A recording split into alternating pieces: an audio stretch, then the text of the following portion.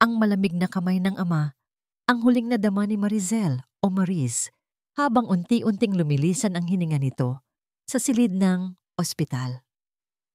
Bumigat ang kanyang dibdib na tila ba may malaking bato ang biglaang dumagan. Ang pangakong magiging maayos ang lahat, anak, na huling narinig niya mula sa ama, ay naglaho kasama ng pagpatak ng huling luha sa pisngi nito. Hindi pa man niya lubos na naiintindihan ang kahulugan ng pagkawala ng kanyang ama, isang mas matinding kirot na ang sumasakal sa kanyang lalamunan.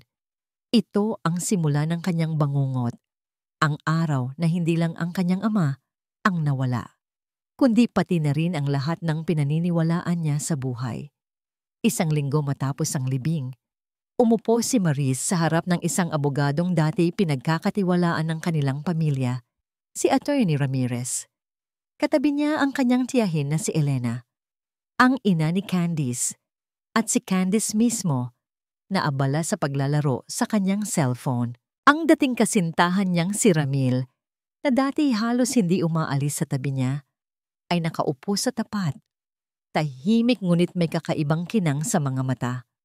Base sa huling habilin ni Don Ricardo Ilustre, panimula ni Attorney Ramirez, ang boses ay kalmado, ngunit parang tinig ng kamatayan para kay Mariz. Lahat ng ari-arian, ang Hacienda Lumina, ang Bulaklak ng Pag-asa, Flower Shop, at ang iba pang mga negosyo ay inilipat na sa pangalan ng kanyang kapatid na babae, si Elena Ilustre, at ang anak nitong si Candice Ilustre. Nagulat si Mariz. Napakurap siya. Akala niya'y mali ang kanyang narinig. Ano po? Pero, imposible po yan.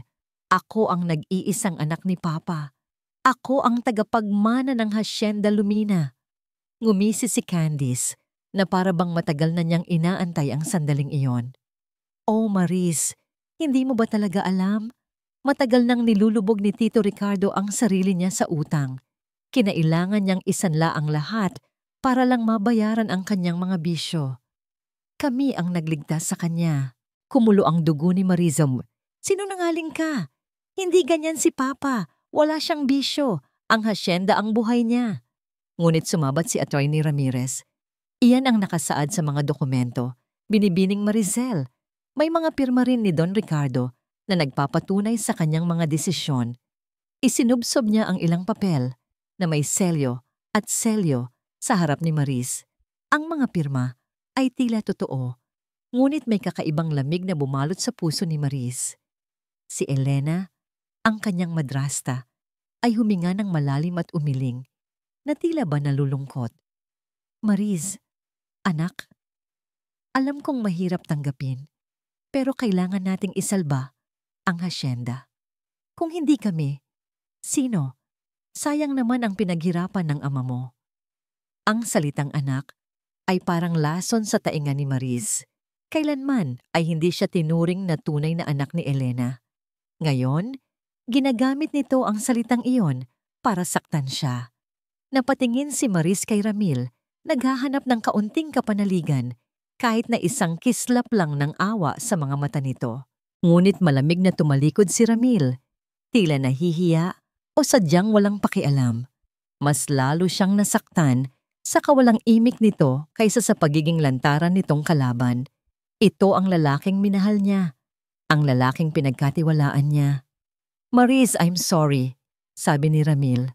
Ngunit ang sorry ay walang buhay sa labi nito. Kailangan nating harapin ang katotohanan. Mas mabuti nang kami ang magpatakbo ng hasyenda para hindi na ito tuluyang bumagsak. Biglang tumayo si Mariz. Ang kanyang mga mata ay nanlilisik sa galit at sakit. Kayong lahat, pinagtaksilan niyo kami ni Papa. Hindi ko kayo mapapatawad. Muling ngumiti si Candice, puno ng panunuya. Mapapatawad? Hindi na kailangan, Mariz. Ang kailangan mo ngayon ay umalis sa hasyenda. Hindi mo na yan pag-aari. Simula ngayon, wala ka ng karapatan dito. Hindi makapaniwala si Mariz. Naghahanap siya ng suporta sa kanyang abogadong si Attorney Ramirez. Ngunit ang abogado, na dati laging handang ipagtanggol ang kanyang pamilya, ay tumangulang. Pasensya na, binibining Marizel. Ang batas ay batas. Parang gumuho ang kanyang mundo. Ang tao na kanyang pinagkakatiwalaan, na nakita na niya sa maraming pagkakataong nagtatanggol sa kanyang ama, ay walang awa na tumalikod sa kanya. Ito ay mas masakit pa kaysa sa panunukso ni Candice. Ito ay parang isang patalim na bumaon sa kanyang likod. Umalis ka na, Mariz. Utos ni Elena. Kailangan naming maglinis ng bahay. Sigurado akong marami kang dumi na naiwan. Hapon na nang marating ni Mariz ang Hacienda Lumina. Ang dating tahanan niya, na punong-puno ng pagmamahal at tawanan, ay tila isang estranghero. Ang mga ilaw ay bukas, ngunit ang init nito ay nawala. Nang pumasok siya, ang mga katulong na dati malalapit sa kanya ay umiiwas ng tingin. Tila ba may utos na huwag siyang lapitan. Binibining Mariz! Nandito na po ang mga tauhan ni Ma'am Candice. Sabi ng isang matandang katulong. Si Aling Nena. Ang boses ay nangangatog. Kailangan niyo na po kasing umalis. Umalis! Napailing si Mariz. Hindi, Aling Nena. Dito ako nakatira. Wala na po kayong karapatan dito, binibining Mariz. Malamig na sabi ng isang bagong gwardiya na hindi pa niya nakita kailanman. May utos si Ma'am Candice na palayasin kayo. Hinila siya ng mga gwardiya palabas. Hinagis ang kanyang isang maliit na maleta sa laba. Nagkalat ang kanyang mga damit at gamit sa basang lupa. Hindi niya alam kung paano siya nakatayo sa harap ng tarangkahan ng hasyenda. Ang malaking gate na dati laging bukas para sa kanya ay ngayon ay nakasara. Tila isang pader na humaharang sa kanya. Ang ulan ay nagsimulang bumuhos, kasabay ng pagtulo ng kanyang mga luha. Ang bawat patak ay tila asin na dumadaloy sa kanyang sugatan na puso. Ang Hacienda Lumina, ang kanyang tahanan, ang kanyang mana, ang kanyang buhay ay nawala. Ang kanyang ama, ang tanging proteksyon niya, ay wala na. Ang kanyang mga pinagkakatiwalaan ay nagtaksil sa kanya. Wala na siyang kahit anong natitira. Mag-isa siya sa dilim, sa ilalim ng mabigat na buhos ng ulan. Ang lamig ay kumakagat sa kanyang balat, ngunit mas matindi ang lamig sa kanyang puso. Naramdaman niya ang matinding pagkabigo at kalungkutan. Bakit? Bakit nangyari ito sa kanya? Wala siyang alam na ibang mundo, kundi ang Hacienda Lumina. Ngayon, ano na ang mangyayari sa kanya? Isang itim na mamahaling sasakyan ang biglang humarurot papalapit at dumaan sa harap niya. Malakas na sinasabuyan siya ng putik at tubig mula sa kalsada. Wala siyang pakialam.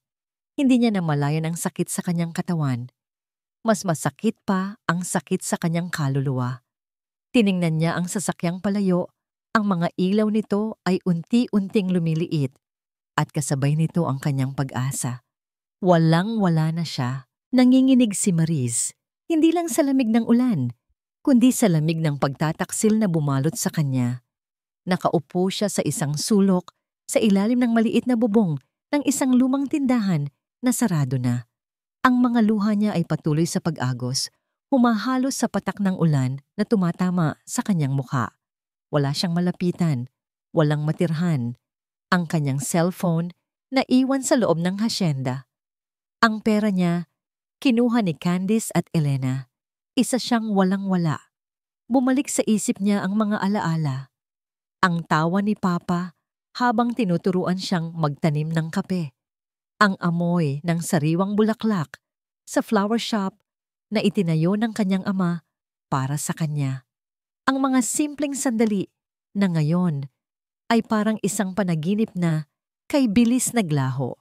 Naaalala rin niya ang kanyang ina na maagang pumanaw at ang pangako ng ama na hinding-hindi siya pababayaan.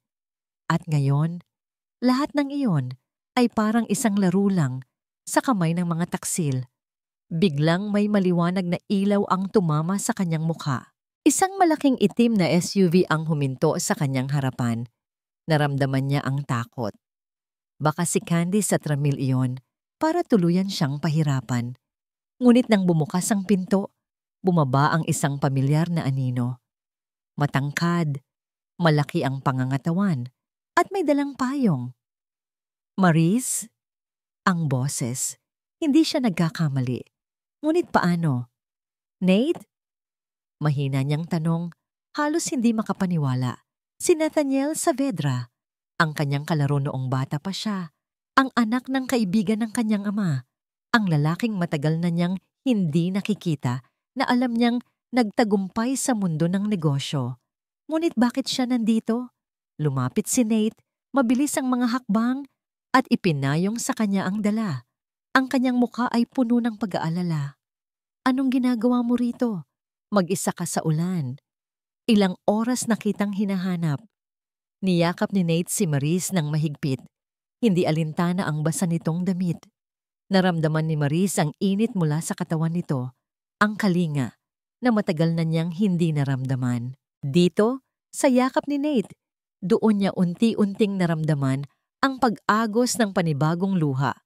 Luha ng pagod, luha ng kaginhawaan. Sino ang nagpaalis sa'yo? Tanong ni Nate. Ang boses ay puno ng galit. Habang hinahaplos ang buhok niya, hindi makasagot si Maris. Nanginginig ang kanyang buong katawan. Halika, dalhin na kita sa bahay ko, sabi ni Nate. Hindi ka pwedeng manatili rito. Iginaya siya ni Nate papasok sa sasakyan. Ang loob nito ay mainit at komportable. Binigyan siya nito ng tuwalya at isang jacket. Habang nasa biyahe, hindi niya maiwasang sulyapan si Nate. Ang dating payat na kalaro ay naging isang matipunong lalaki. May seryosong mukha ngunit may kakaibang lambing sa mga mata. Paano mo ako nahanap? Tanong ni Maris. Huminga ng malalim si Nate. May mga mata at tainga ako, Maris. Nabalitaan ko ang nangyari. Ang pagkamatay ni Tito Ricardo at ang panggagago sa'yo. Napalingon si Maris. Alam mo? Alam ko ang lahat, sagot ni Nate. Ang mga mata ay nakatingin sa kalsada, ngunit ang boses ay may sapat na bigat. Bago pumanaw si Tito Ricardo, humiling siya sa akin. Maris, ang huling habilin niya ay, alagaan mo ang anak ko. Protektahan mo siya sa anumang paraan. Hindi ko yon malilimutan. Nalaglag ang panga ni Maris. Ang kanyang ama ay humiling kay Nate. Ngunit kailan? Bakit hindi niya alam? Kaya nga ako nagmadaling bumalik sa Pilipinas, dagdag ni Nate. Nalaman kong may kakaibang nangyayari sa mga papeles ng hasyenda. May hinala na si Tito Ricardo sa mga balak ng madrasta mo at ni Candice. Hindi siya bulag, Maris. Narinig niya ang mga usapan nila, ang mga plano nila. Kaya nga, naghanda siya. Tumigil ang sasakyan sa harap ng isang napakalaking gate. Automatikong bumukas ito at pumasok sila sa loob ng isang malawak na bakuran na may malaking fountain sa gitna. Ang bahay sa harapan ay isang mansyon, mas malaki at mas moderno pa sa Hacienda Lumina. Nandito na tayo, sabi ni Nate. Bumaba sila sa sasakyan. Ang ganda ng mansyon ay nakakamangha. Ngunit pakiramdam ni Maris ay hindi siya nabibilang doon. Siya, na dating may-ari ng hasyenda, ay ngayon ay isang walang-wala. Tinatanggap lang ang tulong mula sa iba. Pagpasok nila sa loob, sinalubong sila ng isang matandang kasambahay. Sir Nate, galing po kayo sa ulan? At si Binibining Marizel po ba'y ito nindyam? Manang Esther. Siya nga, sagot ni Nate. Pakihanda ng mainit na tubig at damit para kay Maris. Gutom din siguro siya. Habang papunta sa kanyang kwarto, hindi maiwasang makaramdam ni Maris ng pagkailang. Ang lahat ay bago. Lahat ay hindi pamilyar. Ito ay parang isang panaginip na napakaganda para maging totoo. Ngunit ang sakit sa kanyang puso ay nagsasabing ito ay totoo. Pagkatapos niyang maligo at kumain, pumunta siya sa sala. Nakita niya si Nate na nakaupo sa isang silya, may hawak na folder. Maris, umupo ka, sabi ni Nate. May kailangan kang makita. Nilapag ni Nate sa mesa ang isang makapal na folder. Nang buksan niya ito, nakita ni Maris ang mga papeles na may mga peke at tunay na pirma, mga bank statement, at mga lihim na transaksyon. Ito ang mga ebidensya, sabi ni Nate. Bago pumanaw ang papa mo, inayos niya ang lahat.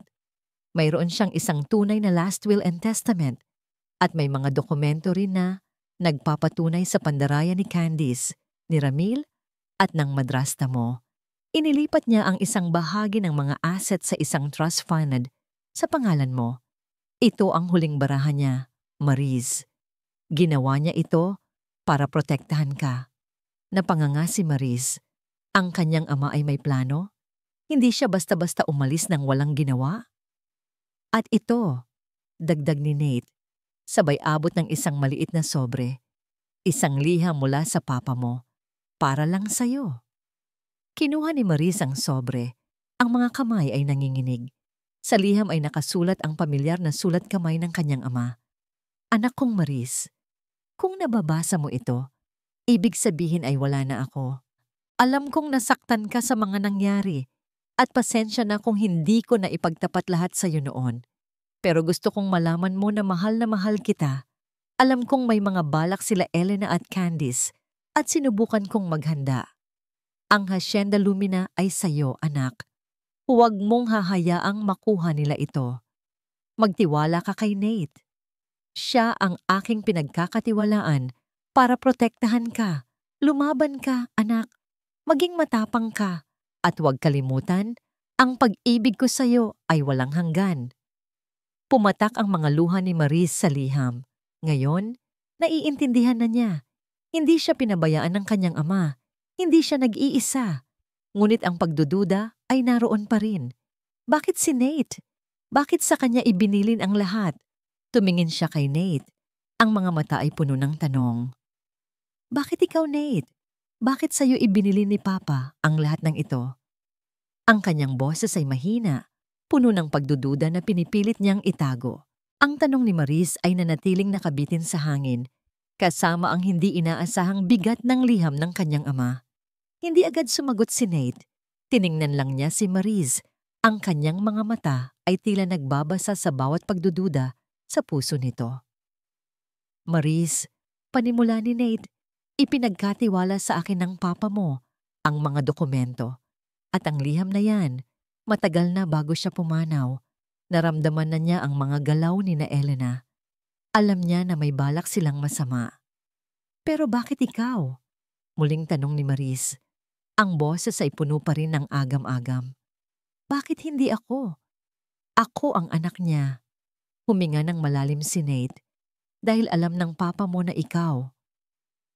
Ikaw ang pinakamabuting tao na kilala ko, Mariz. At sa kabutihan mo, alam niyang madali kang maloloko. Hindi niya lang sa akin ipinagkatiwala ang mga dokumento, kundi pati na rin ang kapakanan mo. Inaasahan niyang ako ang magiging lakas mo, ang magtatanggol sa'yo. Hindi ipinaliwanag ni Nate ang buong detalye. Tila mayroong mas malalim pang dahilan ang kanyang pagiging handa na tumulong na hindi pa kayang tanggapin ni Mariz sa ngayon. Tiningnan ni Mariz ang folder at ang liham. Totoo nga, binilin siya ng kanyang ama kay Nate. Sa kabila ng lahat ng kanyang pagdududa, ang pangungulila sa kanyang ama at ang tiwala nito kay Nate ay unti-unting lumambot sa kanyang puso. Lumipas ang ilang araw sa mansyon ni Nate. Sa kabila ng lahat ng kaginhawaan, hindi pa rin mawala ang lungkot at pagkabahala ni Mariz. Ang bawat sulok ng bahay ay nagpapaalala sa kanya na ito ay hindi kanyang sarili. Ang bawat pagkain na inihahanda para sa kanya ay parang awa. Isang umaga, habang nag-aalmusal, napansin ni Nate ang matamlay na mukha ni Mariz. Mariz, kailangan nating kumilos. Hindi mo pwedeng hayaang manatili na ganyan ka. Narinig mo ang sabi ng papa mo, kailangan mong lumaban. Pero paano, Nate? Sagot ni Mariz. Wala akong alam sa batas. Wala akong kapangyarihan. Mayroon ka, mariing sabi ni Nate. Mayroon kang katotohanan at mayroon ka sa akin. Hahanap tayo ng pinakamahusay na abogado. Ipinapangako ko sa'yo, ibabalik natin ang Hacienda Lumina sa'yo. Kinabukasan, dinala ni Nate si Mariz sa isang kilalang law office. Ang abogadong inirekomenda niya, Si Attorney de la Cruz ay isang veterano sa larangan. Habang nagpapaliwanag si Nate at Maris sa abogado, nakita ni Maris ang determinasyon sa mukha ni Nate at ito ang nagbigay sa kanya ng lakas. Kailangan nating bisitahin ang hasyenda, Maris, sabi ni Attorney de la Cruz. Kailangan nating makita ang sitwasyon sa first hand at makahanap ng posibleng ebidensya. Sa sumunod na araw, umalis sila ni Nate papunta sa Hacienda Lumina. Habang papalapit ang sasakyan, bumalik ang lahat ng alaala ni Maris. Ang malawak na kapehan, ang makulay na flower shop, ang mainit na tahanan. Ngunit nang makita niya ang hasyenda, nanlumo siya. Ang bakuran ay tila pinabayaan, ang mga bulaklak ay hindi na maayos. Ang signboard ng Bulaklak ng Pag-asa ay tinakpan ng isang pangalan, Candice's Gardens. Ang hasyenda ay nababalutan na ng bagong pintura, mas moderno at mas magarbong tingnan, ngunit nawala ang init at kaluluwa nito. Nakasakay pa lamang sila sa kotse, nakikita na nila sina Candice at Ramil. Nakita niya si Ramil na nakasakay sa lumang motorsiklo ng kanyang ama, at si Candice natawa ng tawa habang may kausap sa telepono. Nang makita nila si Maris at Nate, nagulat si Candice, ngunit mabilis itong bumalik sa pagiging mayabang. "Oh, look what the cat dragged in. Ang aming prinsesa na ngayoy pulubi." Lumabas si Maris sa sasakyan, kasunod si Nate. Niyakap niya ang kanyang sarili. Pinipigilan ang galit na bumubulwak sa kanya. "Candice! Ramil! Umalis kayo rito!" Sigaw ni Maris. "Wala kayong karapatan sa hasyenda ko." Ngumisi si Candice. "Hasyenda mo?" "Maris, matagal nang hindi sa'yo ito. Sa amin na ito. Sa amin ni Ramil. At kung hindi ka aalis, tatawagin ko ang security." "Candice, alam namin ang ginawa ninyo," sabi ni Nate. Ang kanyang boses ay kalmado ngunit may pagbabanta. "Hindi kayo makakatakas sa ginawa niyo sa hasyenda at kay Maris." Nagalit si Candice. "Sino ka ba, Nate? Ang tagaprotekta ng kawawang Maris? Huwag kang makialam sa hindi mo naman pag-aari." Lumapit si Ramil kay Candice at sumabat. "Tama si Candice, Nate. Layuan mo na si Maris. Wala na siyang silbi. Kami na ang magpapatakbo ng hasyenda. Dapat nga magpasalamat ka, Maris. Kasi kung kami, hindi namin to pababayaan tulad ng ginawa ng ama mo."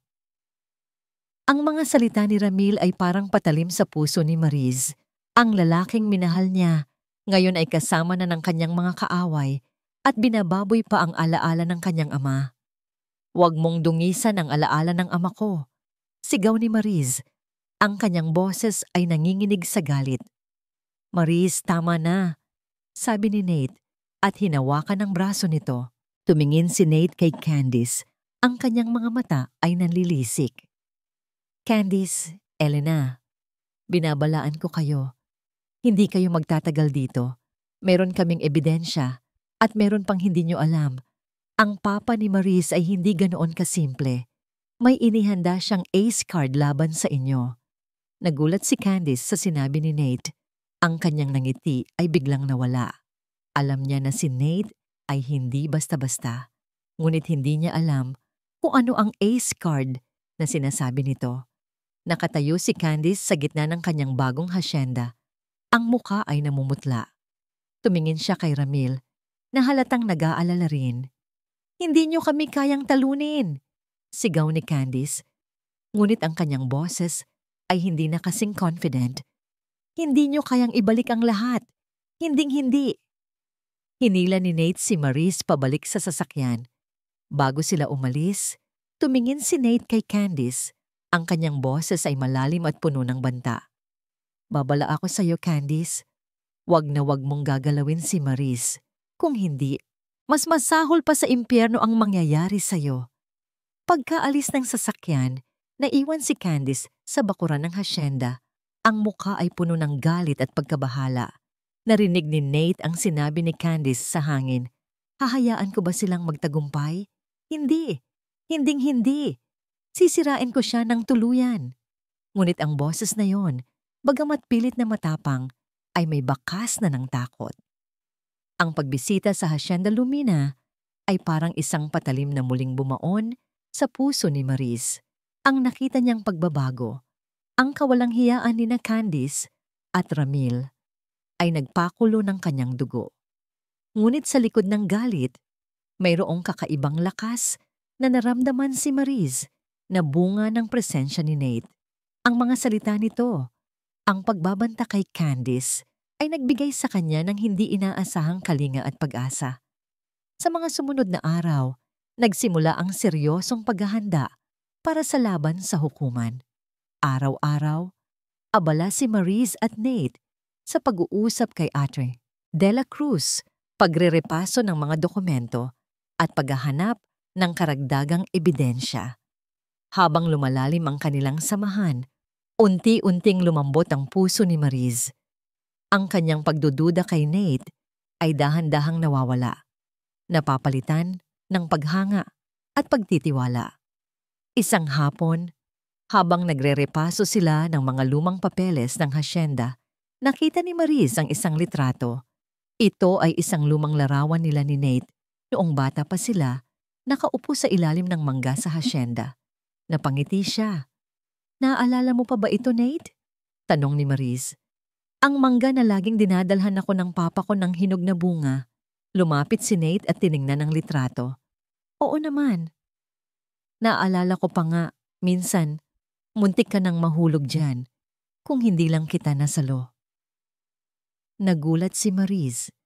"Nasalo mo ako? Hindi ko matandaan. Ang naalala ko lang ay bigla na lang akong nakababa." Ngumiti si Nate, isang nangiting bihirang-bihira niyang ipakita. "Masyado ka kasing abala sa pagtingin sa mga kulisap sa dahon.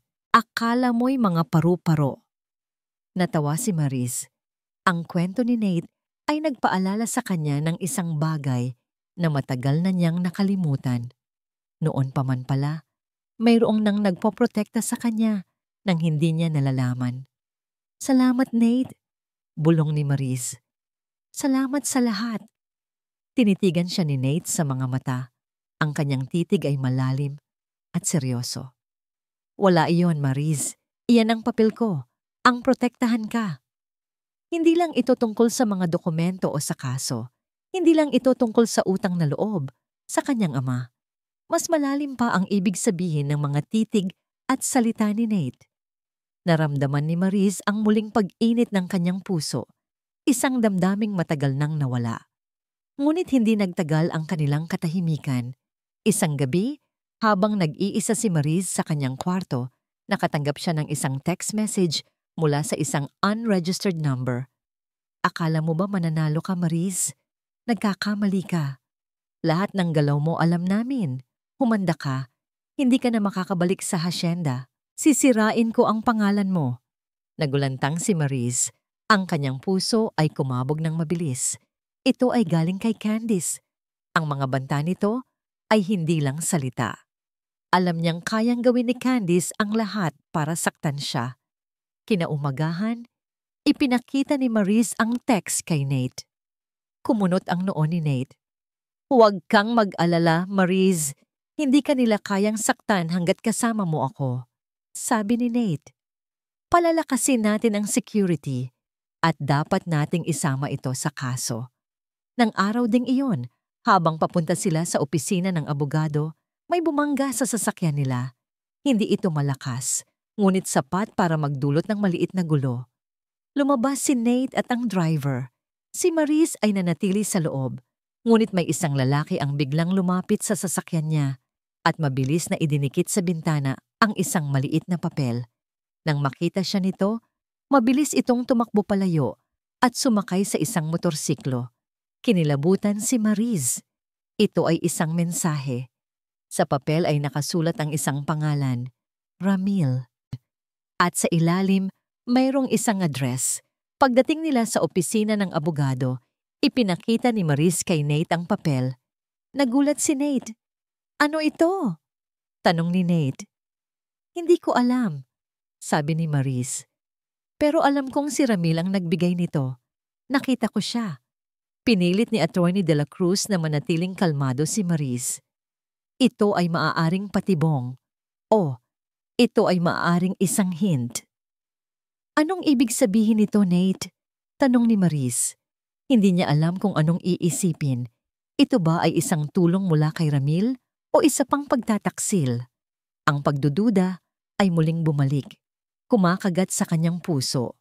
Ang pagtitiwala ay isang marupok na bagay at ang puso ni Maris ay kay bilis na nadurog. Gabi na. Tahimik ang buong mansyon. Nakatitig si Nate kay Maris na mahimbing na natutulog sa sofa sa sala. Ang folder ng mga ebidensya ay nakapatong sa kanyang dibdib. Ang kanyang buhok ay nakakalat sa unan at ang kanyang mukha, kahit payapa, ay may bakas pa rin ng pagod at lungkot. Sumisikip ang dibdib ni Nate sa tuwing nakikita niya ang ganoong kalagayan si Maris. Ang babaeng minahal niya ng tahimik sa loob ng 12 taon ay labis na nasasaktan. Hindi lang ito tungkol sa pangako niya kay Tito Ricardo. Mas matagal pa doon ang pagmamahal niya kay Maris. Naaalala niya ang isang tag-araw, matagal na panahon na. Si Maris, isang munting diwata, ay naglalaro sa ilalim ng puno ng mangga. Nagtatago si Nate sa likod ng malaking puno.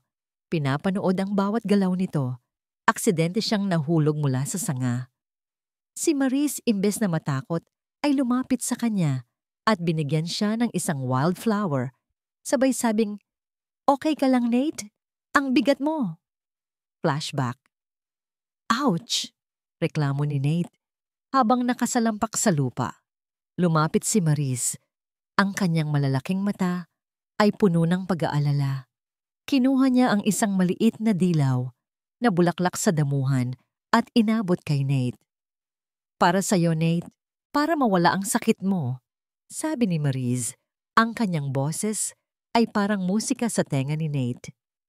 Minsan kasi, mas maganda ang mga maliit na bulaklak kaysa sa mga malalaking rosas. Napangiti si Nate at kinuha ang bulaklak. Sa sandaling iyon, alam niyang hindi lang siya basta-bastang bata na nahulog. Nahulog din ang kanyang puso para kay Maris. End of flashback. Mula noon, hindi na nawala si Maris sa isip at puso ni Nate. Ang bawat desisyon niya, ang bawat pagpupursige niya sa kanyang negosyo, ay may bahagi ring para kay Maris. Alam niyang sa mundo ng negosyo, hindi niya kayang protektahan si Maris kung hindi siya magiging matagumpay. Kaya niya pinili na maging isang billionaire, hindi para sa kanyang sarili, kundi para magkaroon ng kapangyarihan para protektahan ang kanyang minamahal.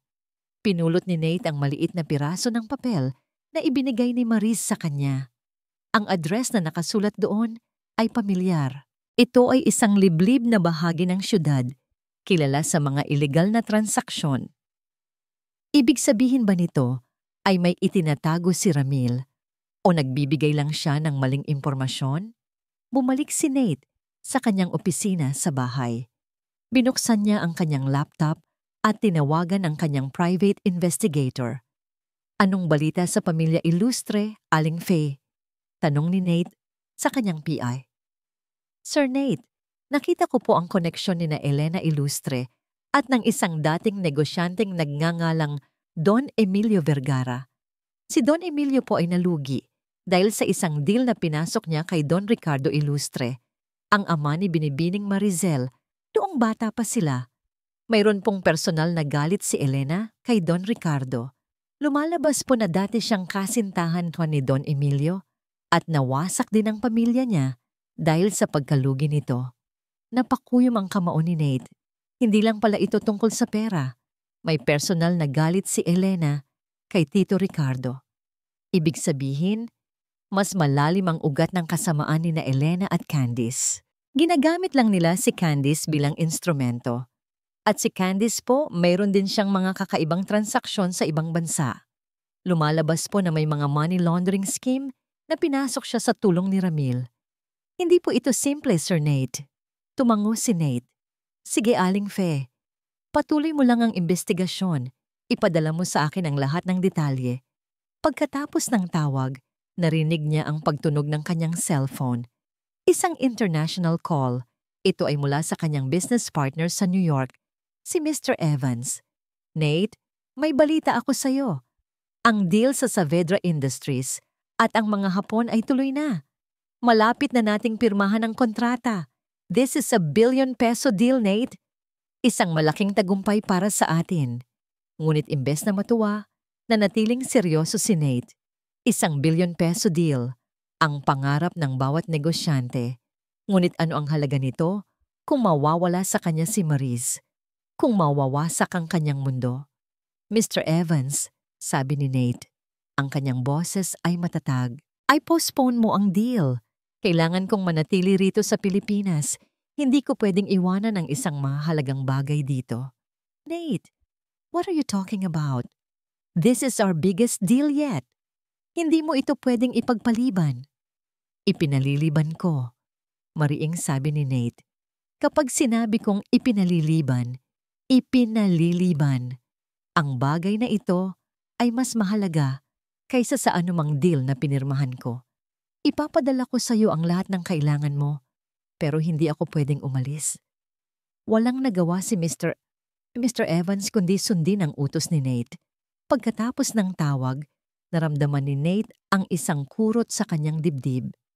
Hindi sa panghihinayang sa deal, kundi sa katotohanang kinailangan niyang ipagpaliban ang isang napakalaking oportunidad para kay Maris. Ngunit alam niyang tama ang kanyang desisyon.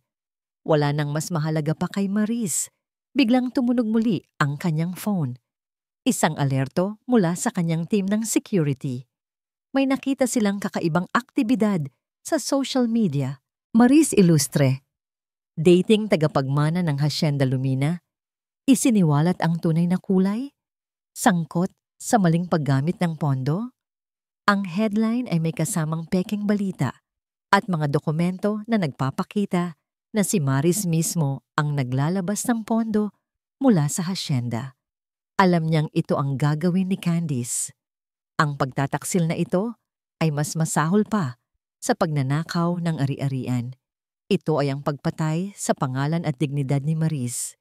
Napakuyom ang kamao ni Nate. Kailangan niyang kumilos ng mabilis. Ngunit paano? Masyadong mabilis ang pagkalat ng balita.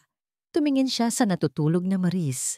Mayroon pa bang mas hihigit pa sa sakit na mararamdaman niya kapag nalaman niya ito? Napakabait ni Maris. Napaka-inosente. Hindi niya ito kayang makita na masira pa. Hindi ko hahayaan, Candice. Bulong ni Nate. Hindi ko hahayaang sirain mo si Maris. Nagising si Maris na may mabigat na pakiramdam. Ang araw ay tila pilit na sumisikat sa kabila ng madilim na ulap sa kanyang isip. Naramdaman niya ang kakaibang katahimikan sa mansyon na tila ba may masamang hangin na nagbabanta. Tumayo siya, nagtungo sa kusina para uminom ng tubig. Ngunit naabutan niya si Manang Esther, ang kasambahay ni Nate, na nakakunot ang noo habang nakatitig sa kanyang cellphone. Manang, may problema po ba? Tanong ni Maris. Nagulat si Manang Esther at agad na itinago ang cellphone. Wala po, binibining Marizel. Wala po. Kakain na po ba kayo? Ngunit huli na ang lahat.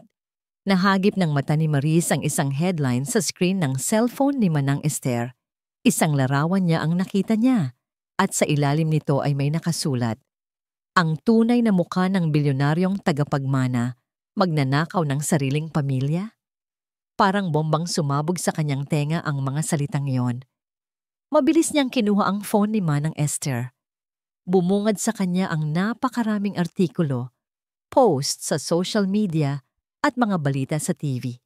Lahat ay nagkaisa sa pagdungis ng kanyang pangalan.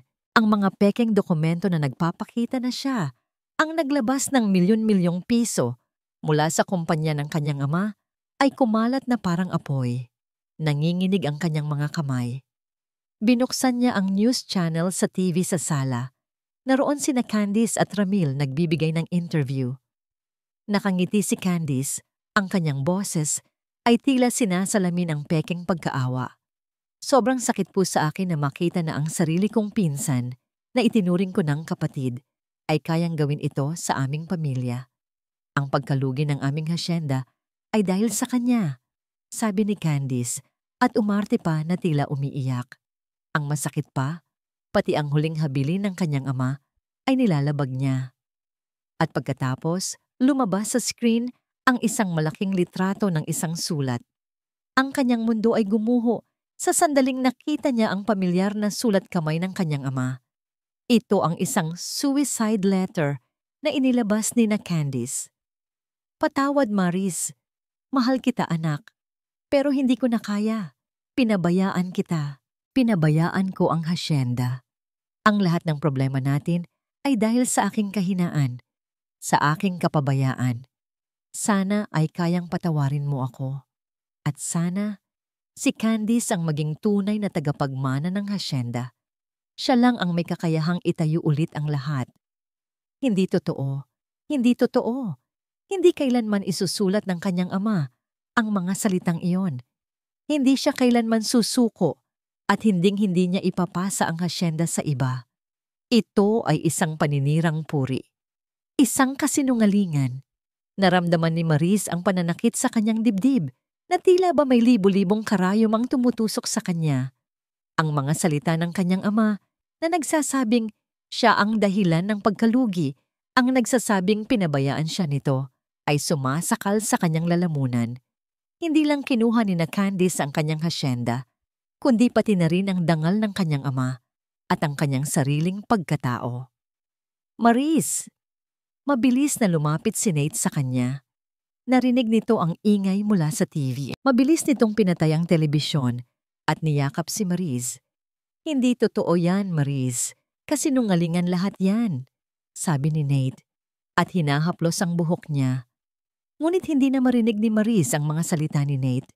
Ang tanging naririnig niya ay ang mga boses ni na Candice at Ramil, ang pagtawa ng mga tao, ang mga salitang ang magnanakaw, sinungaling, walang utang na loob. Ang mundo ay tila umiikot sa kanya. Hindi lang siya nawalan ng lahat ng kanyang material na bagay, kundi pati na rin ang kanyang pangalan, ang kanyang dangal, ang kanyang tiwala sa kanyang ama. Hindi totoo. Bulong ni Maris, ang kanyang boses ay nanginginig. "Hindi kailanman gagawin niya ni Papa. Hindi." "Maris, makinig ka sa akin. Alam kong masakit. Pero alam nating peke ang mga yan. May tunay tayong ebidensya," pilit ni Nate. Ngunit sa sandaling iyon, ang lahat ng pagdududa, ang lahat ng sakit ay bumalik. Naisip niya ang sarili niyang kahinaan, ang kanyang pagiging inosente na naging dahilan ng kanyang pagbagsak. Naisip niya ang lahat ng mga pangako na napako. Kung ang kanyang sariling ama ay kayang isulat ang ganoong klaseng liham, kung kaya siyang ipagkanulo ng kanyang sariling dugo, sino pa ang pagkakatiwalaan niya? "Peke? Lahat ng ito ay peke, Nate," sigaw ni Maris. Ang kanyang boses ay puno ng galit at pagkabigo. "Ang buhay ko, peke. Ang mga kaibigan ko, peke. Ang pagmamahal ni Ramil, peke. Ang lahat ng ito ay kasinungalingan." Naramdaman niya ang init ng yakap ni Nate, ngunit tila ito ay isang lason. Ang bawat pagmamalasakit na ipinakita ni Nate ay ngayon ay tila nagiging isang laro, isang panibagong pagtataksil na hindi pa niya nakikita. "Hindi mo naiintindihan, Nate." Bulong ni Maris, ang kanyang mga mata ay nanlalabo. "Ang lahat ay nawala na. Wala na akong kahit anong natitira. Wala nang dapat ipaglaban." Itinulak niya si Nate papalayo. Ang kanyang katawan ay nanginginig. Ang kanyang puso ay basag na basag. "Umalis ka, Nate. Hindi mo ako naiintindihan. Hindi. Wala na akong magagawa." Tumalikod siya kay Nate. Ang kanyang mga mata ay walang buhay, punong-puno ng sakit at pagdududa sa sarili. Ang pagkabigo sa kanyang sarili, sa kanyang ama, sa mundo, ay bumalot sa kanya. Sa sandaling iyon, naramdaman niya na tuluyan na siyang nawalan ng pag-asa. Wala na siyang lakas para lumaban. Ang lahat ay tapos na. Hindi makatulog si Nate. Ang mga salita ni Maris, ang kanyang walang buhay na mga mata, ay patuloy na gumugulo sa kanyang isip. Sa buong buhay niya, hindi pa siya nakakita ng ganoong kapighatian sa mga mata ng babaeng pinakamamahal niya. Ang sakit ni Maris ay kanyang sakit din. Ang pagkabigo nito ay parang pagkabigo rin niya. Paano niya hahayaan na tuluyan itong mawalan ng pag-asa? Nagtungo si Nate sa kanyang opisina na tila baga hinahabol ng oras. Kinailangan niyang kumilos. Agad-agad. Kinuha niya ang lahat ng mga dokumentong inilabas ng kanyang mga investigador, ang mga papeles na ibinigay ni Tito Ricardo, at ang tunay na testamento. Isinubsob niya ang sarili sa paghahanap, sa pag-aaral ng bawat detalye, bawat petsa, bawat pirma.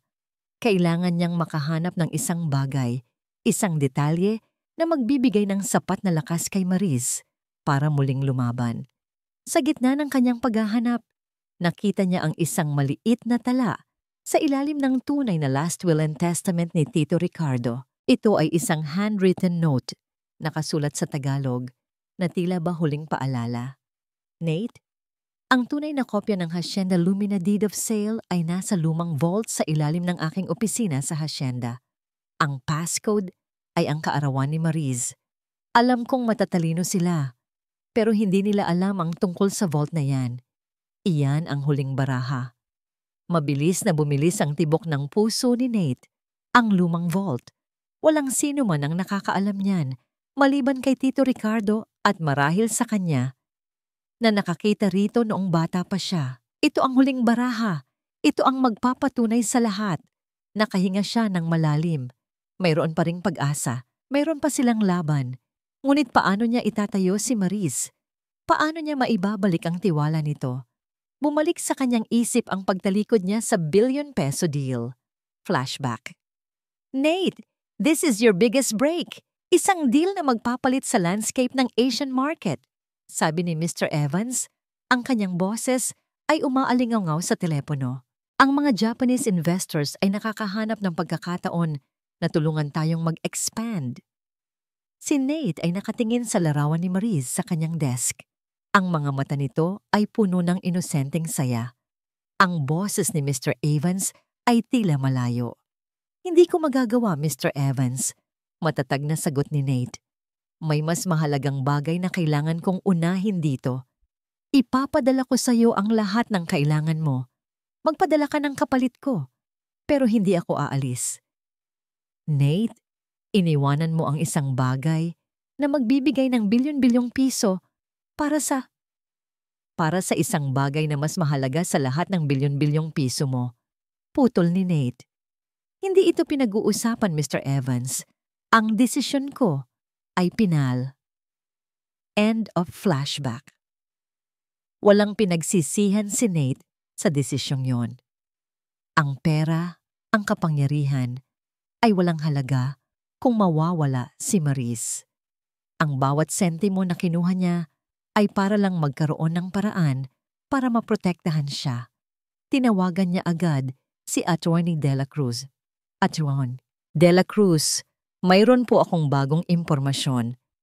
Ang huling kopya ng Deed of Sale ay nasa lumang vault sa opisina ni Don Ricardo sa Hacienda. Kailangan nating makuha iyon. Napakagaling, Mr. Saavedra.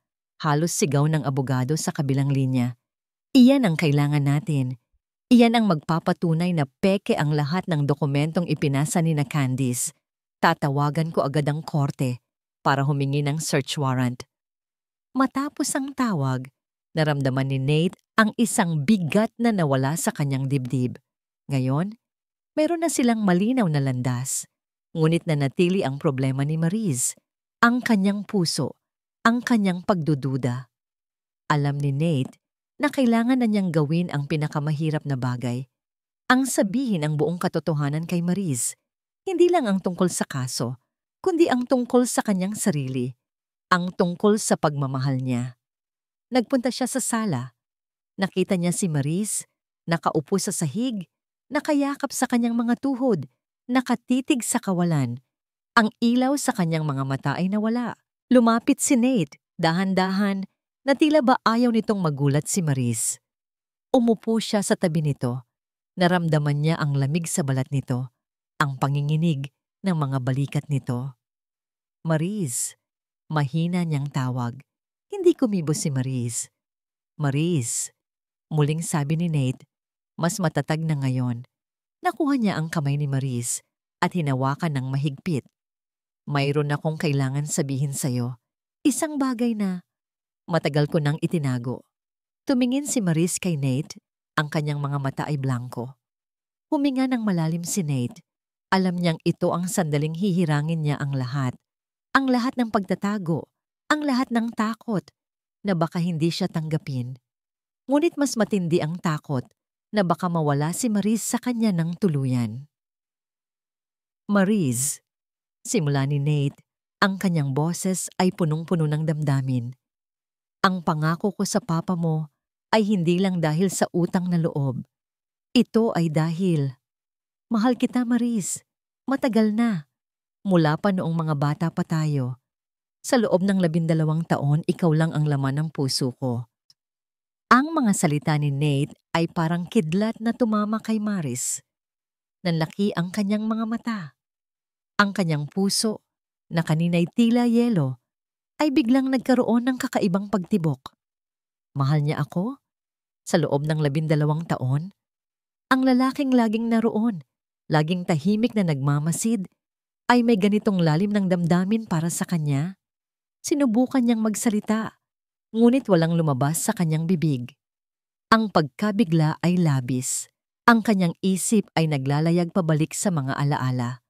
Ang pagligtas ni Nate sa kanya mula sa pagkahulog sa puno. Ang mga sulyap nito noong kabataan nila. Ang presensya nito sa bawat mahalagang okasyon ng kanyang ama. At ngayon, ang kanyang paglitaw sa pinakamadilim na sandali ng kanyang buhay. Alam kong mahirap paniwalaan, Maris. Patuloy ni Nate. Ang kanyang mga mata ay punong-puno ng pag-asa at takot. Hindi ko ito sinabi noon dahil natatakot ako. Natatakot ako na baka hindi ka maniniwala. Natatakot ako na baka masira ang pagkakaibigan natin. Pero ngayon, hindi ko na kayang itago. Lalo na ngayong nakikita kitang nasasaktan ng ganito. Kinuha ni Nate ang kanyang mga kamay at hinaplos ang likod nito. Hindi lang ang pangako sa papa mo ang dahilan kung bakit ako nandito. Nandito ako dahil mahal kita, Maris. Mahal na mahal kita. At gagawin ko ang lahat para ibalik ang lahat ng kinuha sa'yo. Hindi niya alam kung saan siya kumuha ng lakas, ngunit nagawa niyang hilahin ang kanyang kamay. Napailing siya. Pero, paano? Ikaw ang isang billionaire. Hindi ba't may deal ka na dapat pirmahan? 1 bilyong piso? Narinig ko yon sa balita noon. Bakit ka pa rin nandito? Ang pagdududa ay naroon pa rin, nakakapit sa bawat sulok ng kanyang isip. Masyadong maganda para maging totoo. Ngumiti si Nate, isang ngingiting malungkot, ngunit puno ng pagmamahal. Oo, may deal ako.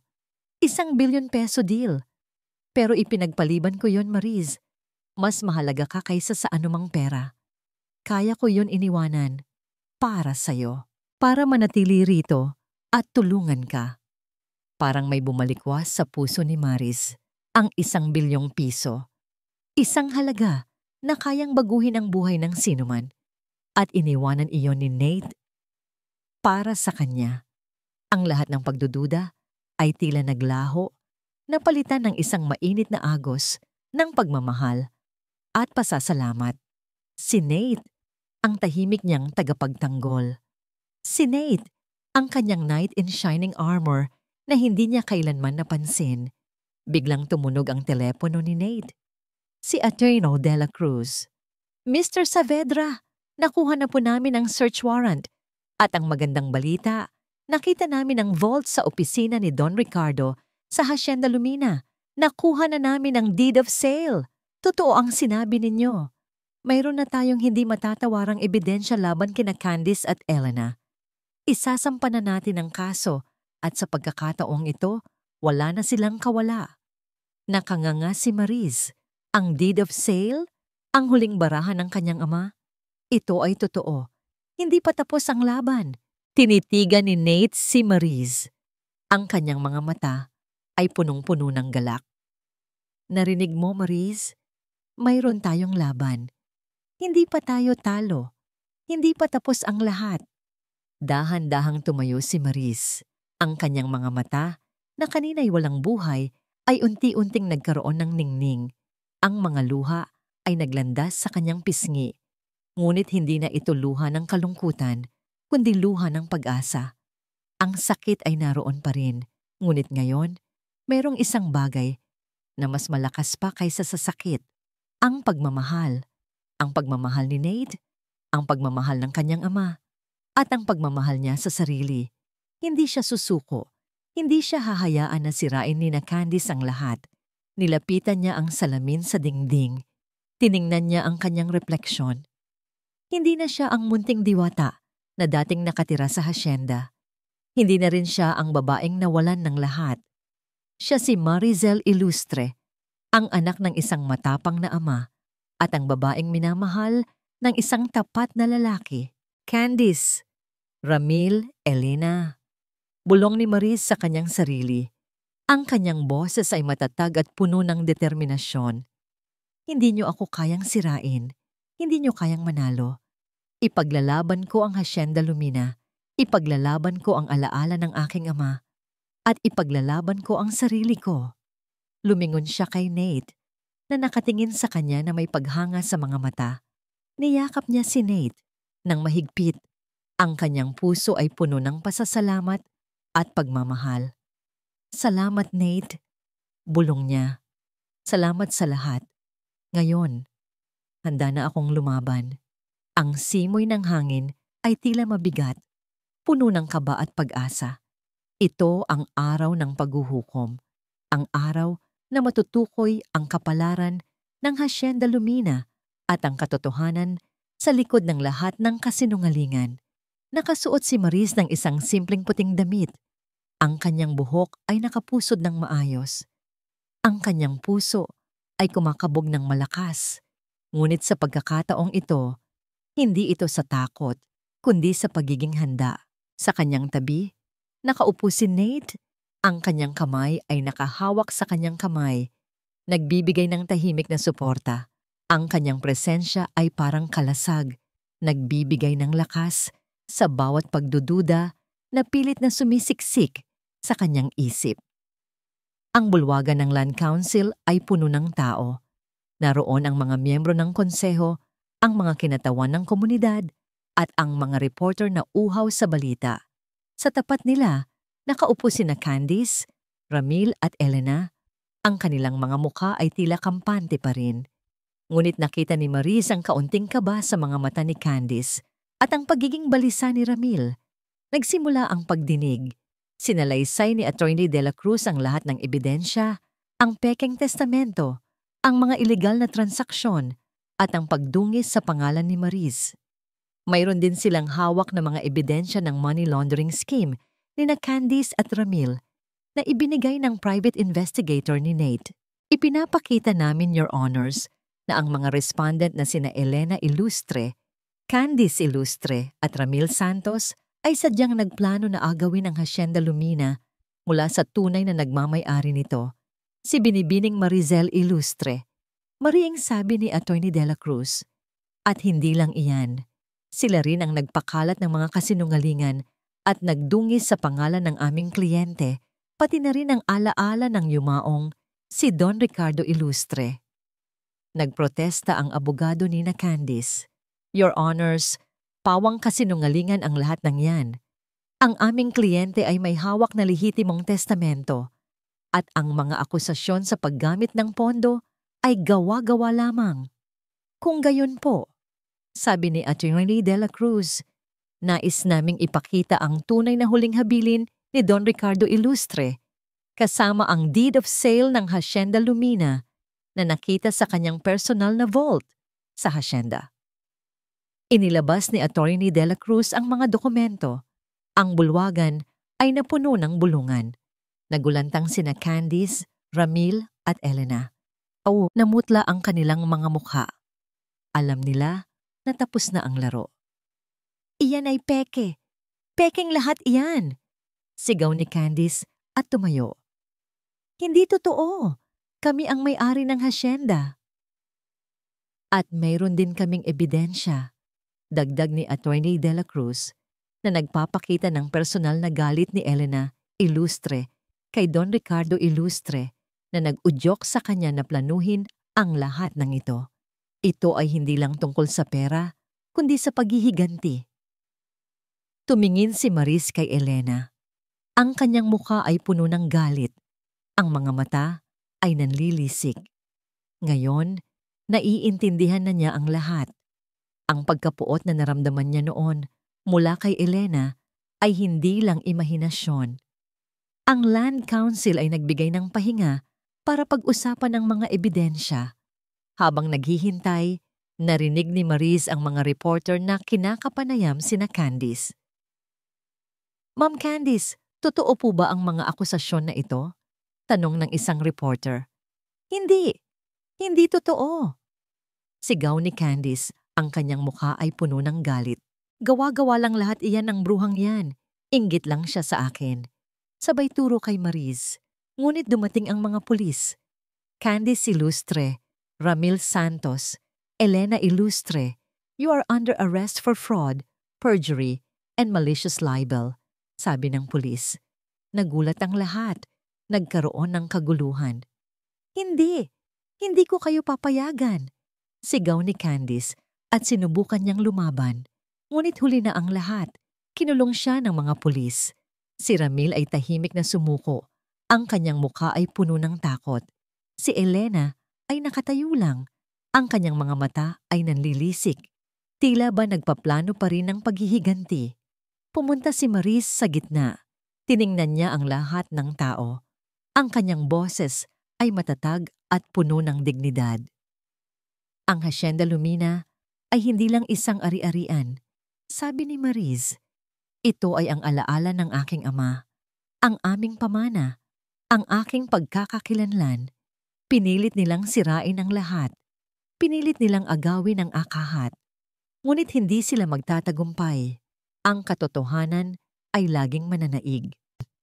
Kinumpirma ng Land Council ang mga ebidensya. Ang desisyon ay pabor kay Maris. Ibinabalik sa kanya ang Hacienda Lumina kasama ang lahat ng negosyo. Nagsimulang magpalakpakan ang mga tao. Ngunit ang mga mata ni Maris ay nakatuon kay Nate. Lumapit siya kay Nate at niyakap niya ng mahigpit. "Napanalo natin na Nate," bulong ni Maris. Ang kanyang mga mata ay puno ng luha. "Napanalo natin." Ngumiti si Nate. "Hindi natin, Maris. Napanalo mo. Iyan ang iyong lakas, ang iyong katatagan." Habang papalabas sila sa bulwagan, nakita nila si Candice, nakaposas, na inihatid ng mga pulis. Tumingin si Candice kay Maris. Ang kanyang mukha ay puno ng puot at galit. "Hindi pa tayo tapos, Maris," sigaw ni Candice. "Hindi pa tapos. Babalik ako. At sisiguraduhin kong magdudusa ka." Ngunit hindi na natakot si Maris. Naramdaman niya ang init ng kamay ni Nate na nakahawak sa kanya. Tiningnan niya si Candice at ngumiti.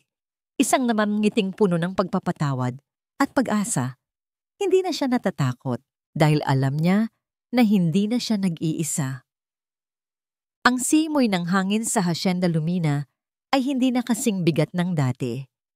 Ngayon, may halong amoy na ito ng sariwang lupa, ng kape at ng pag-asa. Bumalik si Maris sa kanyang tahanan, hindi bilang isang nagmamadaling bisita o isang nagdadalamhating may-ari, kundi bilang ang tunay na tagapagmana na may lakas at determinasyong itayo muli ang lahat. Ang mansyon, bagamat bahagyang nasira at binago ng mga ilustre, ay nanatili pa rin ang kanyang dating ganda. Ang flower shop, na binago ang pangalan, ay nakita niya na may mga kupas na bulaklak. Ang mga kapehan ay hindi na maayos ang pagkakatanim. Maraming trabaho, ngunit hindi na siya natatakot. Ang bawat tanim, bawat pader, ay nagsasabi sa kanya ng isang bagong simula. Binibining Marizel, sinalubong siya ni Aling Nena, ang matandang katulong, na ngayon ay malaya nang makalapit sa kanya. Niyakap siya nito ng mahigpit at umiyak. "Salamat sa Diyos, binawi mo ang hasyenda. Akala namin, tuluyan na kaming mawawalan ng trabaho." Ngumiti si Maris. "Aling Nena, Kayo ang aking pamilya. Hindi ko kayo pababayaan. Inumpisahan ni Maris ang paglilinis at pagtatatag muli ng hasyenda. Hindi siya umupo at nagbigay lang ng utos. Siya mismo ang nagtanim, nagdilig, at nag-ayos ng mga bulaklak. Si Nate ay laging nasa tabi niya, tahimik na sumusuporta. Minsan ay tumutulong sa pagbubuhat, minsan ay nagbibigay ng mga ideya. Alam mo, Maris, sabi ni Nate isang araw habang nag-aayos sila ng mga halaman sa flower shop. Maganda ang plano mo para sa hasyenda, ang paggawa ng organic coffee at ang pagpapalawak ng flower shop sa online market. Malaking tulong yan sa ekonomiya ng ating bayan. Ngumiti si Maris. Hindi lang para sa ekonomiya, Nate. Para ito sa alaala ng papa ko. Gusto kong ipakita na ang Hacienda Lumina ay hindi lang isang negosyo, kundi isang lugar kung saan ang pag-asa ay patuloy na namumulaklak. Isang hapon, habang naglalakad si Maris sa kapihan, nakita niya si Ramil. Nakatayo ito sa malayo, nakatingin sa kanya. Hindi na ito ang Ramil na mayabang at masama. Ang kanyang mga balikat ay nakayuko, at ang kanyang mukha ay puno ng panghihinayang. Lumapit si Ramil. Mariz. Hindi kumibo si Mariz. Handa siya sa anumang sasabihin nito. Mariz, patawarin mo ako, sabi ni Ramil. Ang kanyang boses ay nanginginig. Nagkamali ako. Nabulag ako sa pera at sa kapangyarihan. Nabulag ako sa mga pangako ni Candice. Patawad kong nasaktan kita. Patawad kong ipinagkanulo kita. Tinitigan ni Maris si Ramil. Walang galit sa kanyang puso. Ang sakit ay naroon pa rin, ngunit nawala na ang pagkapuot. Ang pagpapatawad ay hindi para kay Ramil, kundi para sa kanyang sarili. Para makalaya siya sa bigat ng nakaraan. Ramil, sabi ni Maris, ang kanyang boses ay kalmado. Pinapatawad kita.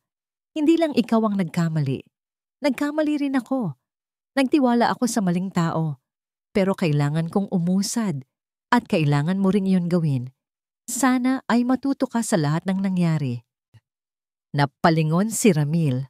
Ang kanyang mga mata ay puno ng pasasalamat. Salamat, Maris. Salamat. Tumalikod si Ramil at umalis. Sa pagkakataong ito, hindi na ito isang pagtatapos, kundi isang bagong simula para sa kanya. Pagkatapos noon, naramdaman ni Maris ang isang kakaibang ginhawa. Ang kanyang puso ay gumaan. Hindi na siya nagdadala ng bigat ng galit at puot. Malaya na siya. Isang gabi, habang naglalakad sila ni Nate, sa gitna ng kapehan, sa ilalim ng buong buwan, tiningnan siya ni Nate. Maris, sabi ni Nate, masaya akong nakikita kang ganyan. Masaya akong nakikita kang muling lumalaban. Salamat sa'yo, Nate, sabi ni Maris. Kung wala ka, hindi ko ito magagawa. Ikaw ang aking lakas. Ikaw ang aking pag-asa. Hawak-hawak ni Nate ang kanyang kamay. Naramdaman ni Maris ang init mula sa kamay nito, ang kalinga na matagal na niyang hinahanap. Hindi na ito ang simpleng pagkakaibigan. Ito ay isang bagay na mas malalim. Maris, sabi ni Nate, at huminto. Tumingin siya sa mga mata ni Maris. Ang kanyang titig ay malalim at seryoso. Kinuha niya ang isang maliit na kahon mula sa kanyang bulsa. Mayroon akong kailangan sabihin sa'yo. Isang bagay na matagal ko nang itinago. Ang bilog na buwan ay nagbibigay ng malambot na ilaw sa buong kapehan ng Hacienda Lumina. Nanginginig ang kamay ni Nate habang hawak ang maliit na kahon. Ilang beses na niyang pinaghandaan ang sandaling ito. Ilang beses na rin niyang pinangarap. Ngunit ngayon na nandito na si Maris sa kanyang harapan, ang lahat ng pinaghandaan niya ay tila naglaho. Ang tanging naririnig niya ay ang malakas na tibok ng kanyang puso. Maris, ulit ni Nate. Ang kanyang boses ay nanginginig, ngunit puno ng pagmamahal. Ang maliit na kahon na ito ay naglalaman ng isang bagay na matagal ko nang gustong ibigay sa'yo.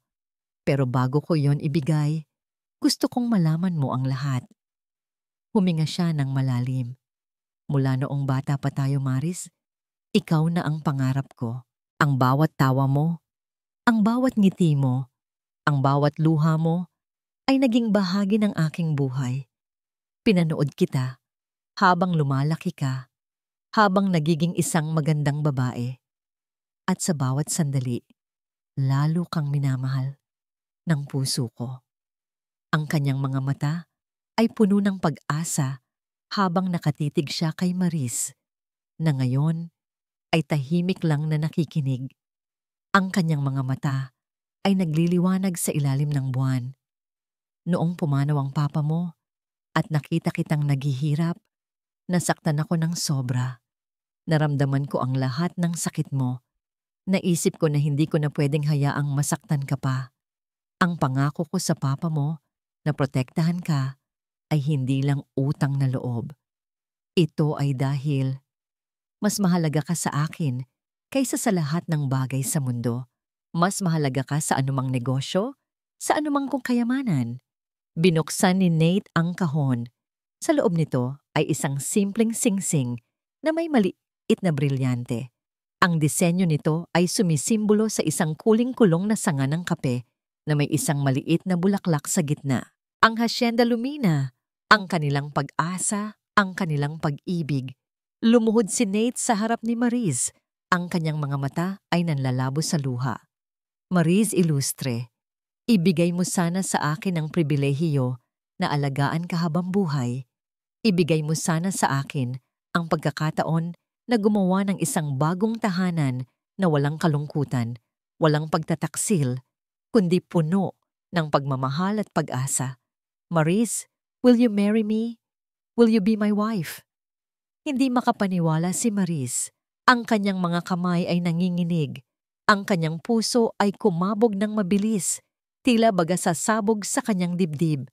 Ang kanyang mga mata ay lumuluha, ngunit hindi ito luha ng kalungkutan, kundi luha ng labis na kagalakan.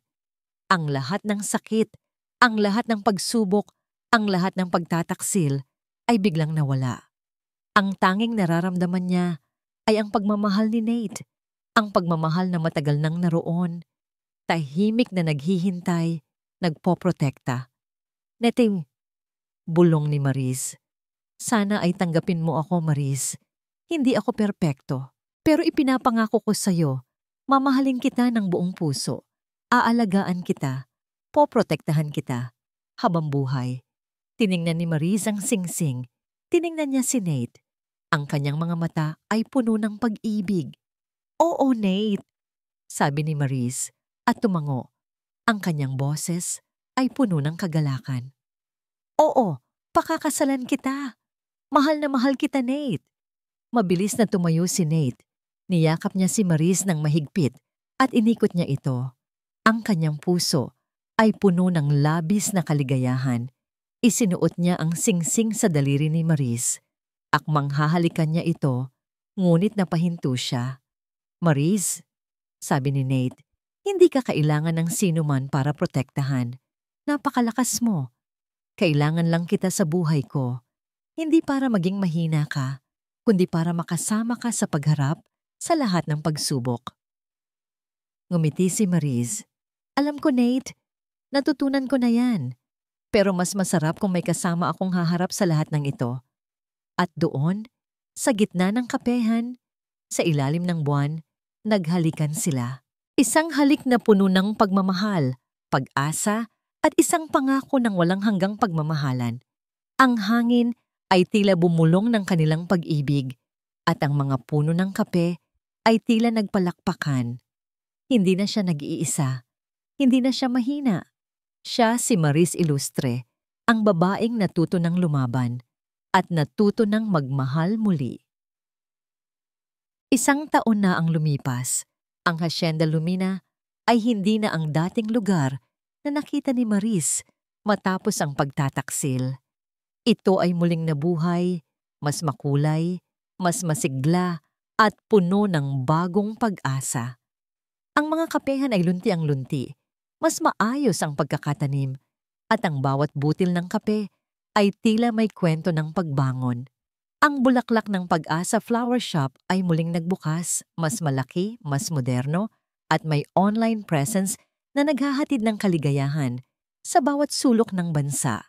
Ngunit higit sa lahat ng pagbabagong yon, ang pinakamalaking pagbabago ay kay Maris. Hindi na siya ang munting diwata na dating nabubuhay sa ilalim ng proteksyon ng kanyang ama. Hindi na siya ang babaeng nagdadalamhati, walang-wala, at puno ng pagdududa. Siya na ngayon, si Marizel Ilustre Saavedra, isang matagumpay na negosyante, isang leader at isang asawa. Mariz, okay na ang shipment ng kape para sa Maynila. Sigaw ni Aling Nena, na ngayon ay kanyang manager sa hasyenda. Ang boses nito ay puno ng paghanga. Mahusay, Aling Nena! Sagot ni Maris habang tinitingnan ang listahan ng mga orders. Pakitawagan din ang warehouse, siguraduhin nilang maayos ang packaging. Ang Hacienda Lumina ay naging isang beacon ng pag-asa. Maraming tao ang nabigyan ng trabaho. Ang mga dating kasambahay na tumalikod sa kanya dahil sa takot ay bumalik at tinanggap niya sila ng buong puso. Ang pagpapatawad ay naging bahagi ng kanyang paglalakbay, hindi para sa iba, kundi para sa kanyang sarili. Ang pagmamahal ni Nate ay laging naroon, tahimik na sumusuporta. Hindi siya nagbigay ng mga utos, kundi naging katuwang niya sa bawat desisyon, sa bawat pagsubok, sa bawat tagumpay. Magkasama silang humaharap. Ang kanilang pag-ibig ay hindi lang nakasulat sa mga pangako, kundi sa bawat buo na hasyenda, sa bawat ngiti ng mga manggagawa, at sa bawat sikat ng araw na sumisikat sa Lumina. Isang hapon, naglalakad sila ni Nate sa gitna ng kapihan. Hawak-hawak ang kamay ng isa't isa. Ang hangin ay sariwa, at ang amoy ng kape ay nakakapagpagaan ng loob. Naaalala mo pa ba, Nate? Sabi ni Maris, dito sa lugar na ito, kung saan ako unang nawalan ng lahat. Ngumiti si Nate. Oo. At dito rin sa lugar na ito, kung saan ka muling bumangon. Kung saan mo natagpuan ang iyong sarili. Kung saan mo natagpuan ang tunay na lakas. At kung saan ko natagpuan ang tunay na pag-ibig, dagdag ni Maris, at tumingin kay Nate, ang kanyang mga mata ay puno ng pagmamahal. Ang lahat ng nangyari, sa kabila ng sakit ay nagturo sa akin ng napakaraming bagay. Ang pagtataksil ay nagpakita sa akin ng tunay na kulay ng mga tao. Ang kawalan ay nagturo sa akin ng halaga ng mga bagay na hindi nabibili ng pera. At ang pagmamahal mo, Nate, ay nagpakita sa akin na mayroong pa ring pag-asa at mayroong pa ring tunay na pag-ibig. Hinila ni Nate si Maris palapit sa kanya at niyakap. At sa akin, Maris, ikaw ang nagturo sa akin na ang tunay na kayamanan ay hindi sa mga bilyon-bilyong piso, kundi sa isang taong minamahal mo ng buong puso. Ikaw ang aking kayamanan, Maris. Tumingin si Maris sa kanyang singsing. Ang brilyante ay kumikinang sa ilalim ng araw. Ito ay simbolo ng kanilang pag-ibig, ng kanilang pagbangon, at ng kanilang pangako sa isa't isa. Nagsimula na ang kanilang bagong simula. Ang Hacienda Lumina ay hindi na lang isang pangalan ng lupa o negosyo. Ito ay naging simbolo ng resilience, ng pagpapatawad, at ng pag-ibig na nagpapagaling sa lahat ng sugat.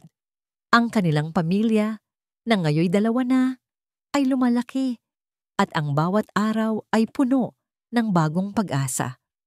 Huminto sila sa tuktok ng burol kung saan matatanaw ang buong Hacienda Lumina.